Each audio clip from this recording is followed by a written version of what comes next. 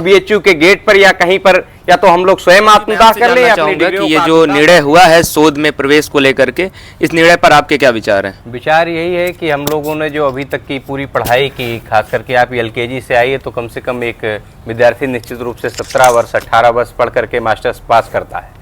और एमए पास करने के बाद चूंकि हमारा जो कोर्स है तो एमए इन हिंदू स्टडीज, पूरे देश में इसका ढिंढोरा पीटा गया और बीएचयू को क्रेडिट दी गई। बीएचयू ने कोर्स बनाया और बनारस हिंदू यूनिवर्सिटी ने जो एमए इन हिंदू स्टडीज का कोर्स बनाया उसको यूजीसी ने अडॉप्ट किया और देश की लगभग प्रतिष्ठित विश्वविद्यालयों में धीरे धीरे कोर्स आना शुरू हुआ। लेकिन जो बीएचयू ये कोर्स ले करके आया था उसके सेकंड बैच के हम पास आउट छात्र हैं।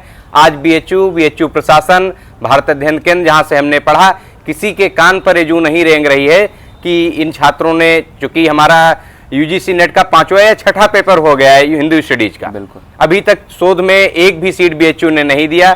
हम सेकंड बैच पास आउट हैं, जो थर्ड बैच है वो भी सेकंड ईयर में है, उसका थर्ड सेमेस्टर है, 4-6 महीने बाद वो भी पास हो जाएगा, थर्ड बैच पास हो जाएगा।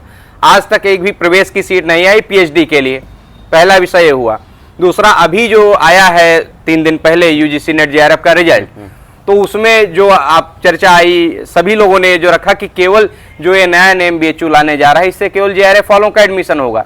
मैं अगर खुद की स्वयं की बात करूं तो मेरा 214 अंक आया, 107 क्वेश्चन हमारे सही हुए जनरल ईडब्ल्यूएस कैटेगरी में, 216 पर जेआरएफ हुआ, यानी कि एक क्वेश्चन 2 अंक से मेरा रह गया।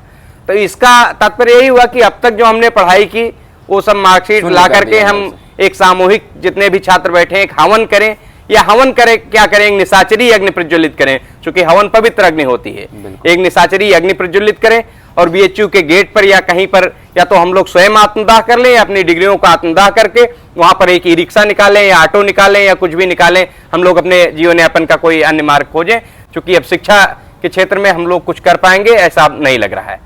और दूसरा मुद्दा कि बीएचयू में प्राइवेट बस एक चलाई जा रही है, कैंपस से पेड़ों को काट करके इसको वीरान किया जा रहा है, ये सब भी हम लोगों के मुद्दे हैं और ये मुद्दे यहाँ पर आने चाहिए। आपके माध्यम से हम चाहेंगे कि आप लोगों तक रखें। बिल्कुल, बहुत बहुत धन्यवाद आप सभी का। विश्वविद्यालय के इन संजीदा मुद्दों पर आप सभी खड़े हैं। सबसे पहले आप सभी को साधुवाद कि आपने कम से कम ये शक्ति दिखाई है कि विश्वविद्यालय प्रशासन की इस तानाशाही रवैये को आपने जिस तरीके से भी आप वापस कराने का प्रयास कर रहे हैं, और जो वेदना छात्रों की देखने को मिल रही है, छात्र स्वयं का आत्मदाह करना चाहते हैं, छात्र अपनी डिग्रियों का आत्मदाह करना चाहते हैं क्योंकि विश्वविद्यालय प्रशासन इन्हें मजबूर कर रहा है। उम्मीद करता हूं कि विश्वविद्यालय प्रशासन तक हमारी आवाज, इन छात्रों की आवाज पहुंच रही होगी, और अगर आवाज आप सभी तक पहुंच रही हो तो महोदय इसका ध्यान दें कि छात्र विश्वविद्यालय में आता है पढ़ने के लिए, अपना घर बार छोड़ करके पढ़ने के लिए आता है, यहाँ ऑटो और ई रिक्शा चलाने के लिए नहीं आता है। छात्रों को आप इस तरीके से मजबूर न करें। और विश्वविद्यालय में और जो अन्य अनियमितताएं चल रही हैं, जैसा कि हम देख रहे हैं कि हमारे भी आंख के सामने प्राइवेट बसें चलती हैं, प्राइवेट बस कभी काशी हिंदू विश्वविद्यालय में चली नहीं, फ्री बस सेवा की बात हम लोग करते हैं।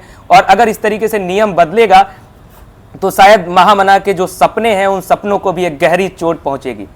अभी फिलहाल इन्हीं शब्दों के साथ इस वीडियो को हम एंड करते हैं। आप इस वीडियो को शेयर करते हुए सभी तक पहुंचाएं, विश्वविद्यालय प्रशासन तक पहुंचाएं, और अन्य जहां भी आप पहुंचा सकते हैं जो इस मुद्दे को कुछ भी अगर थोड़ा सा बूस्ट कर सकता है, स्टूडेंट्स के हित में अगर खड़ा हो सकता है, तो जरूर आप उनको जोड़ें। हम आपके साथ ऐसे ही जुड़े रहेंगे, छात्रों के साथ हमेशा जुड़े रहेंगे, और हर समय छात्र हित के जो जितने भी मुद्दे होंगे उन मुद्दों के साथ हम खड़े रहेंगे। अभी के लिए इस वीडियो में इतना ही। बहुत बहुत धन्यवाद। नमस्कार।